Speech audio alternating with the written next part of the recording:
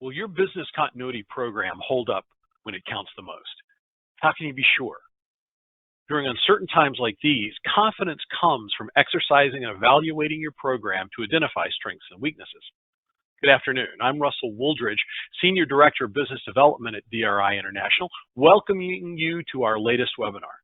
Today, we're discussing the importance of in-depth business continuity exercises, how to get them started, how to get the most out of them, and what pitfalls to avoid. Guiding us today is Lisa Orloff. Throughout her career, she has equipped community leaders with the skills and knowledge necessary to lead their constituents during times of crisis. Her work includes supporting survivors and responders during the wake of the 9/11 terrorist attacks, and the extensive work with communities affected by Hurricane Sandy in New York City. She has also served as an adjunct faculty member and guest lecturer at Pratt Institute, Long Island University's United Nations Program, Harvard School of Public Health, and St. John's College of Criminal Justice. After her presentation, Lisa will address some of the questions that were sent in by our attendees. We'll collect any additional questions and she'll respond to them in a future issue of our e-newsletter, Drive.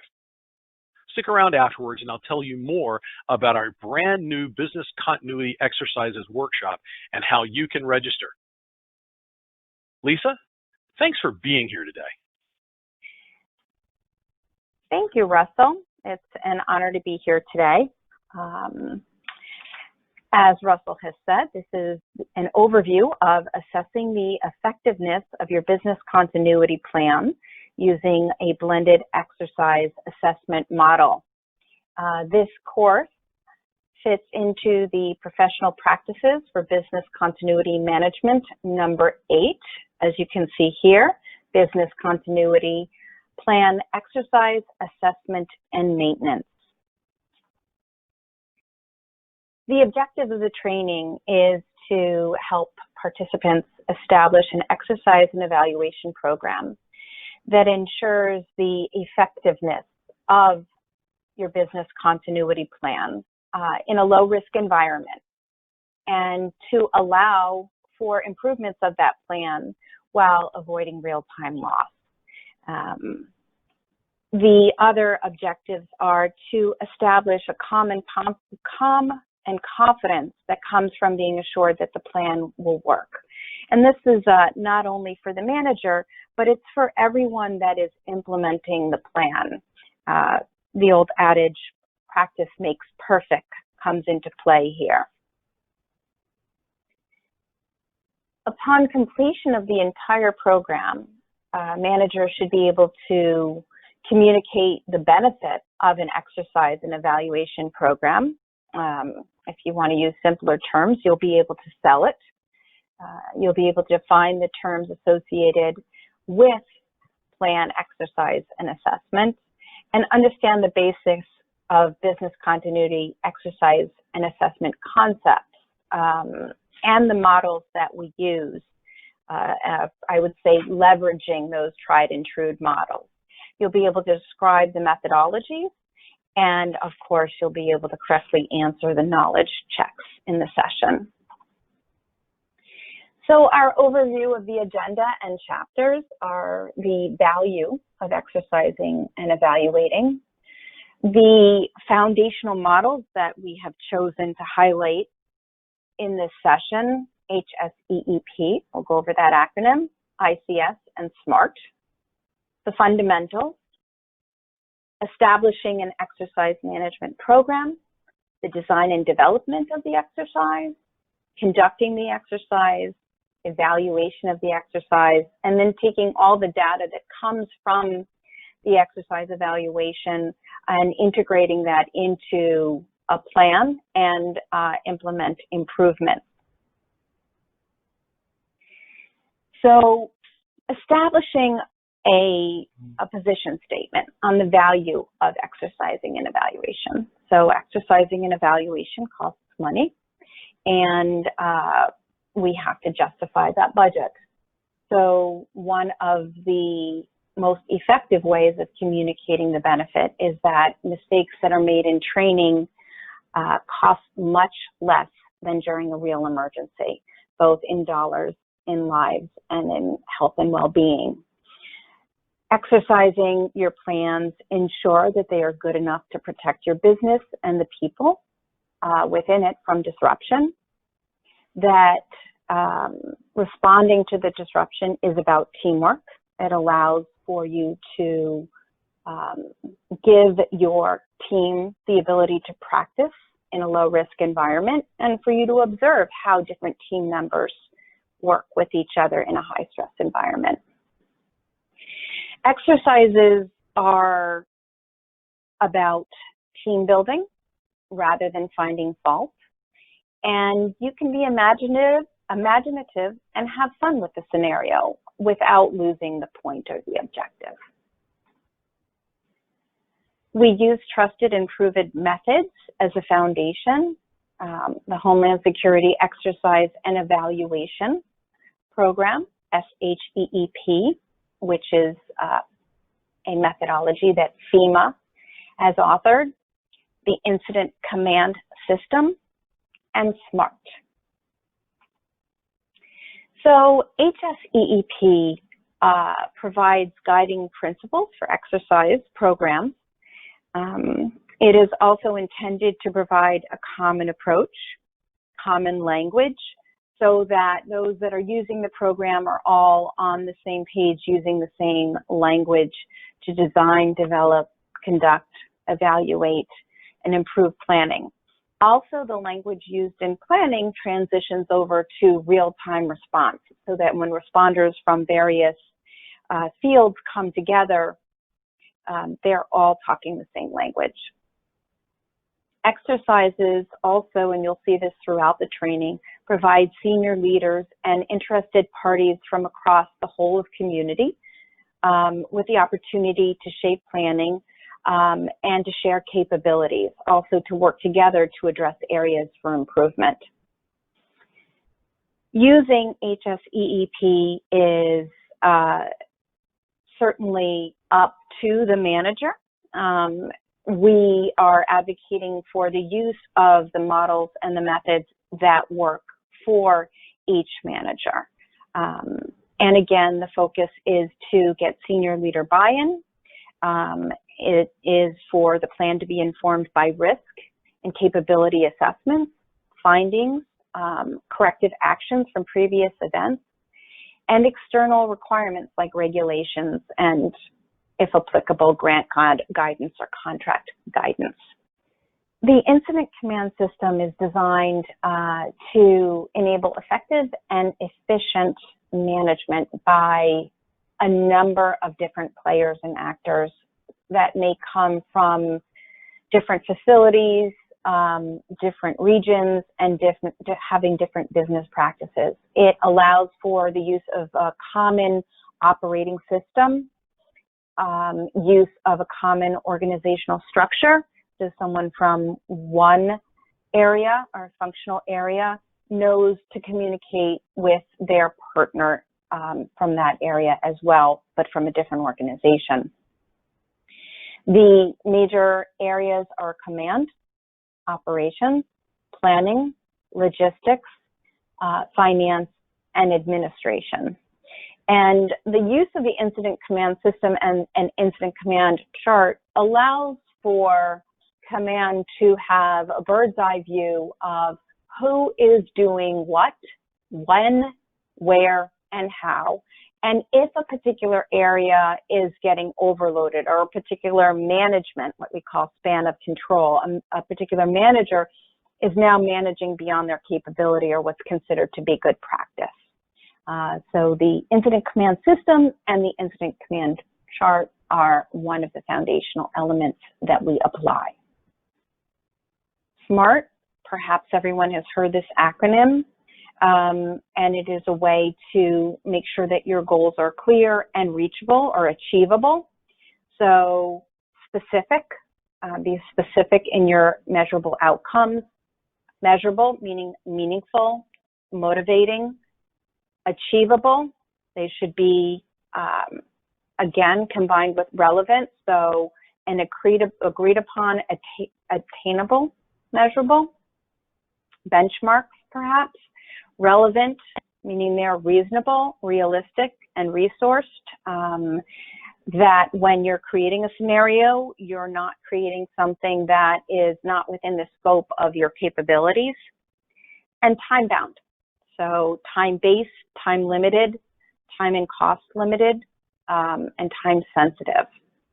So some authors have expanded SMART to include SMARTer, which is very relevant to this training, which includes evaluated and reviewed. So HSEEP and business continuity work hand in hand and are used throughout to assess the effectiveness of your business continuity plan.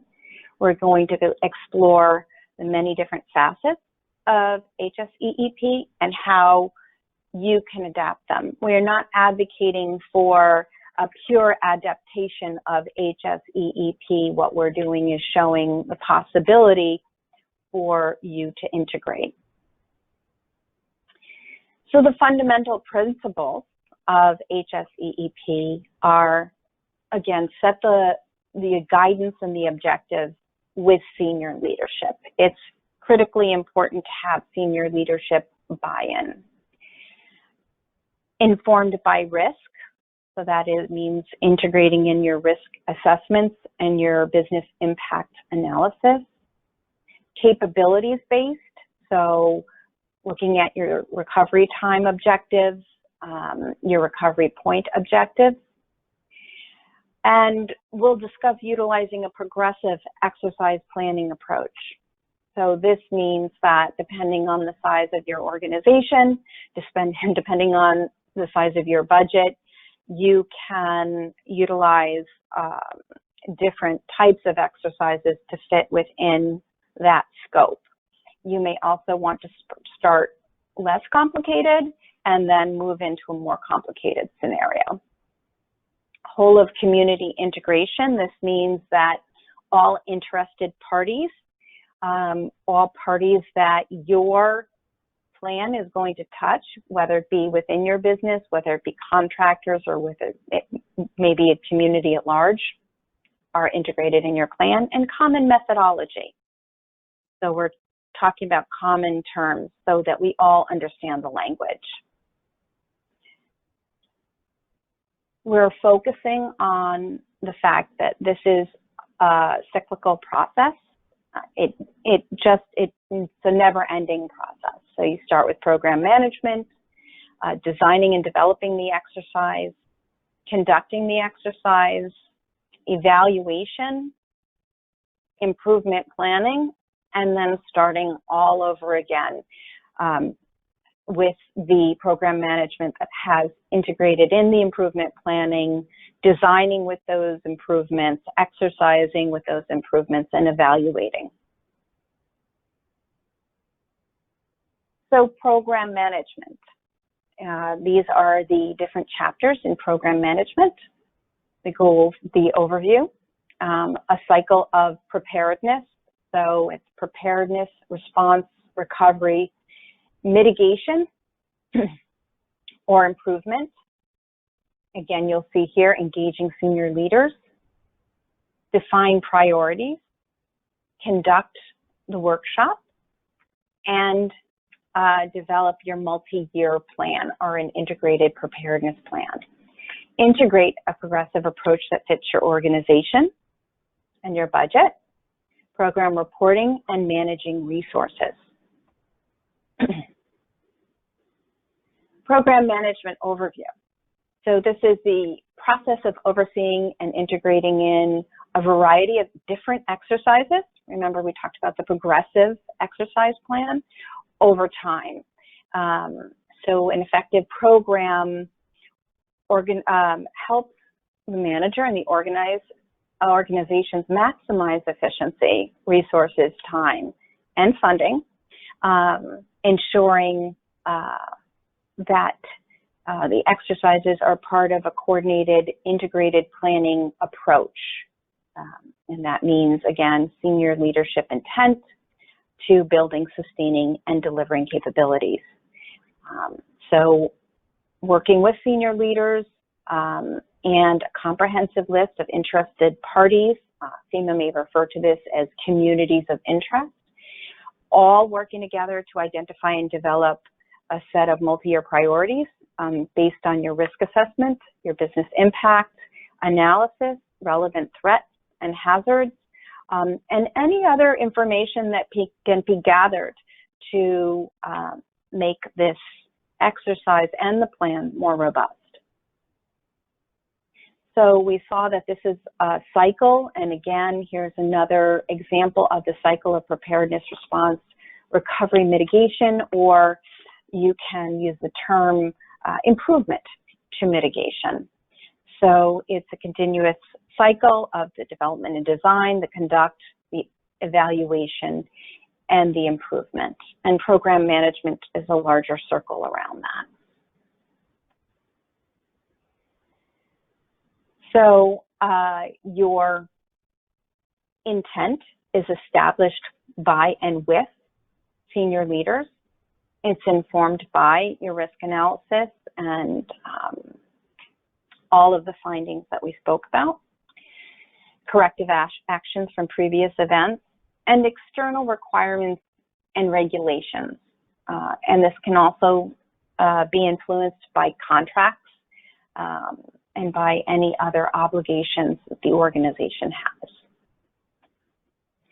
This is an example of the progressive planning approach that can be developed over time, starting with life safety, which could be something as simple as a fire drill, to seminars, workshops, tabletops, games, drills, functional exercises, and full-scale exercises. And these are building on complexity and also how resource-driven these exercises are. So again, this can be a multi-year approach. You don't have to start with all of them in 1 year. They can graduate from year to year. This is an example of a tabletop where we combined the tabletop exercise with the use of a virtual portal. It actually is a virtual emergency operations center. And here we brought in community partners, interested parties, to test their plans and protocols with fellow stakeholders. And during this exercise, they identified gaps and they tested the tools of the virtual emergency operations center. This was very interesting, and I'll share with some of the outcomes that we got from this tabletop exercise. We intended to go from virtual tabletop exercise into a full-scale exercise. And that's where we brought in those partners that were at the tabletop exercise, now invited in all of their constituents to participate in this whole of community full-scale exercise, providing hands-on opportunities to practice skills, and in this particular situation, reinforce the use of a volunteer reception center model.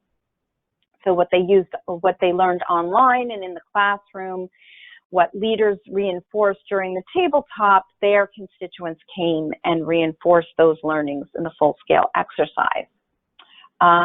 It also provided a great corporate team building opportunity. So everyone from different levels came, practiced together on an equal playing field.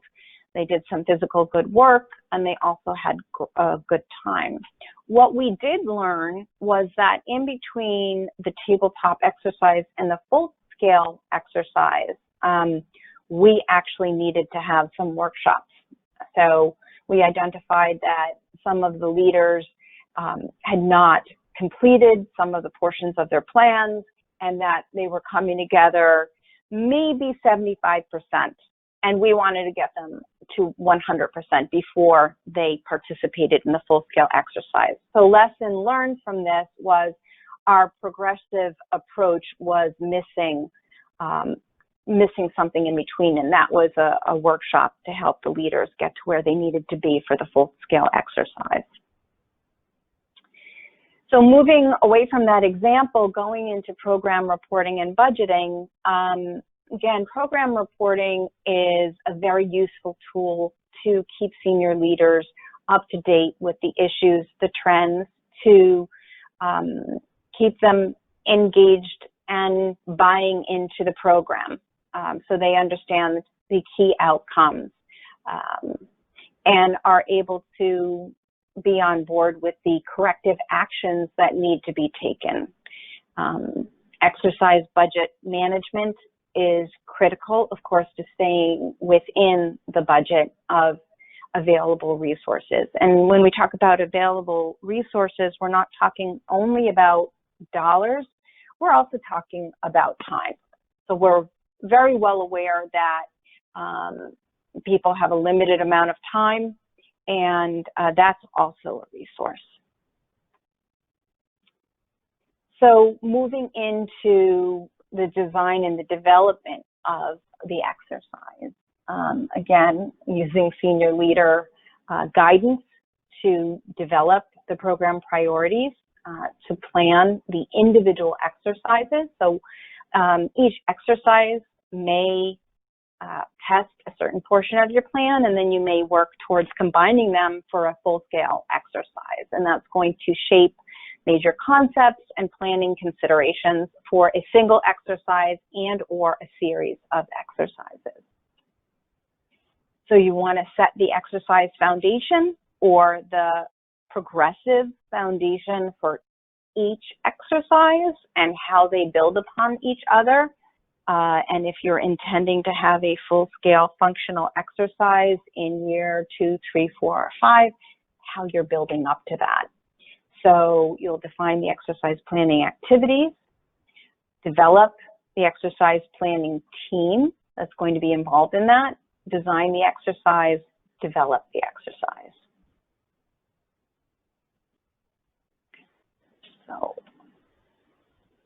So the exercise foundation, the team will review and consider senior leader intent and guidance.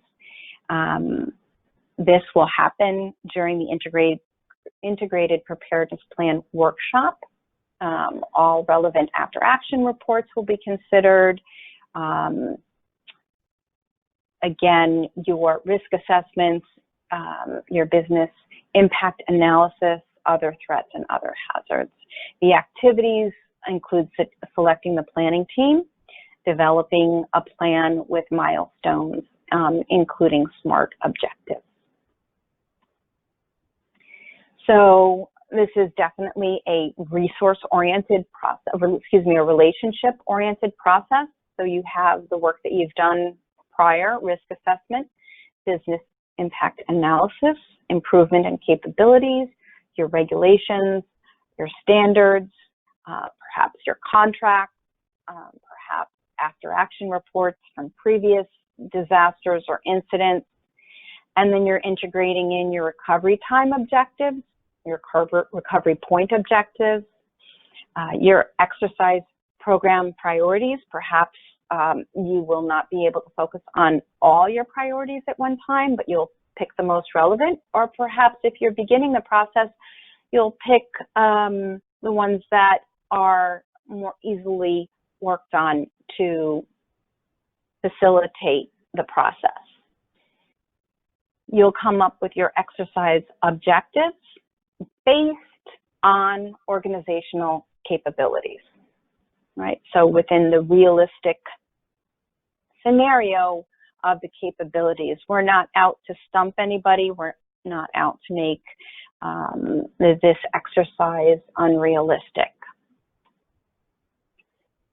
You'll design the exercise and develop the exercise. So design the exercise first by choosing between discussion-based exercises or operation-based exercises. And within those two, there are levels of complexity, levels of cost, levels of resources involved. And then develop that exercise, including all logistics, transportation, actors, and media. And so we will be reviewing in detail the process as well as templates that can be used and modified. So there are some great templates out there. We'll be sharing them. They can be modified, they can be used as is, and they'll help guide the process. So exercise conduct overview. So the conduct involves preparing for exercise play, maybe pre-visits and getting everybody to maybe role play prior to the exercise, managing exercise play, and conducting immediate exercise wrap-up activities. So again, throughout the process, you'll be engaging senior leaders and confirm that the exercise is consistent with the objectives and the intent. So conducting the exercise, prepare, conduct the exercise, conduct briefings, and wrap up activities. Exercise evaluation. So the evaluation should assess the set capabilities needed to accomplish a program, function, or objective. The evaluations will tie into the objectives, and these objectives and the evaluation process should be well documented, and your assessors, your evaluators should be given these benchmarks and stick to them. Evaluators are not a part of the exercise itself.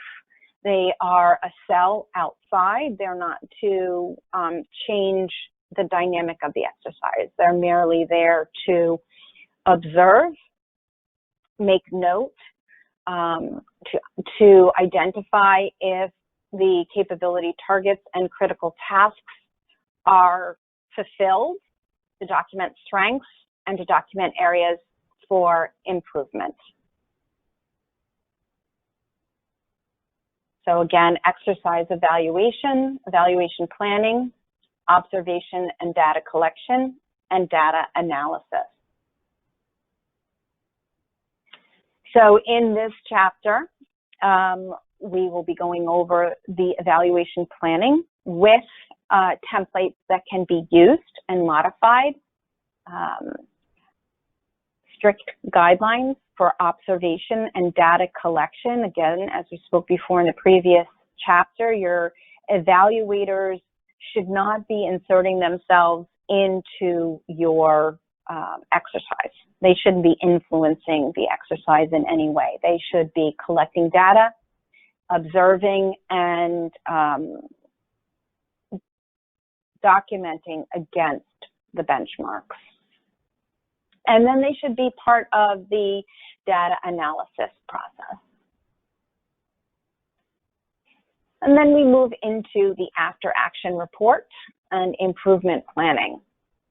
So we have the overview. We will talk about SMART corrective actions in tracking them and implementation, and planning to support continuous improvement. As we spoke about before, this is a process. It's a never-ending process, as improvements are always needed. Situations, technology is always changing, and we always need to be testing capabilities. We also know that our threats are changing. So we may go from planning for hurricane season, and now all of a sudden we are planning and in the midst of a pandemic. So we always have to be on our game and continuously planning and testing. So this is an overview of the two-day course. The review is that we want to ensure that participants walk away with the ability to communicate the value of exercise in evaluating, that participants understand the models and how to integrate and use the models, HSEEP, ICS, and SMART, and how to pick and choose what's most useful for their program, to establish an exercise program and manage that program, to design and develop the program, to design and develop the exercise, to conduct the exercise, evaluate the exercise, and then implement an improvement strategy. So this is an overview of assessing the effectiveness of your business continuity plan using a blended exercise assessment model. And we look forward to seeing you during the 2-day program. So to answer the greatest challenges that I've encountered in the planning and execution of exercises, I think the one greatest challenge that we have had is encouraging individuals that we don't have any control over to participate as we think they should. So dedicating the time, dedicating the advanced work, and showing up fully prepared to participate, understanding the boundaries of the exercise. So I think one of the most challenging things is when you have a few important partners that perhaps have not been involved in the process, haven't done their homework, don't have the time to dedicate to the process, and then they arrive and they have a different expectation of what's supposed to happen, perhaps because they hadn't really been involved in the planning process. So that's a really big consideration, is how do you manage engaging people that should be involved? How do you break things down into time chunks that are digestible and that are achievable for full integration of those that should be involved? The second question is, how would I tailor these exercises in a virtual setting for remote teams in these challenging times? We have had some great fun with John Jay College of Criminal Justice. And what we've done is, using our Ready Responders Network, which is a virtual emergency operations center, we've created a group for testing, and we've developed scenarios with actors and role players. And we've done a series of blogs with the scenario. We use a master scenario event listing, a timed set of injects for participants to insert their action items in. So we use it through our Ready Responders Network. I believe that you could do this type of exercise perhaps in Zoom as well. And so we do the exercise. It's like writing a play. We write the play, we hire or engage actors, everything is timed, and then the participants respond in kind as their roles. So that is the way that I would tailor the exercises for a virtual setting. The third question is exercising BCP with and or without DR. What can business continuity managers accomplish and be audited to if DR isn't as mature? What can a business continuity manager accomplish? I think the biggest thing that a business continuity manager can accomplish is the realization that a disaster recovery plan is not in place, and that one needs to be in place in order to measure against the objectives of that plan. I would say that that is the biggest accomplishment that a business continuity manager can make, is the identification that something is missing and that it needs to be developed. And then you can exercise against it. And if the disaster recovery plan isn't as mature, then I would start with the simplest of exercises, which is life safety. and build from there. And the next question, what will be the best practices / metrics to measure the effectiveness of the DR exercise? That is what you will be developing after you take the workshop. So there are a number of best practices, and it will be up to you to review all of them that are offered and for you to develop those metrics. Thank you all. Those were great questions, and I really look forward to taking a deeper dive with all of you during the 2-day course. Thanks so much, Lisa. I'd like to take a moment to invite you to register for our newest workshop, Business Continuity Exercises.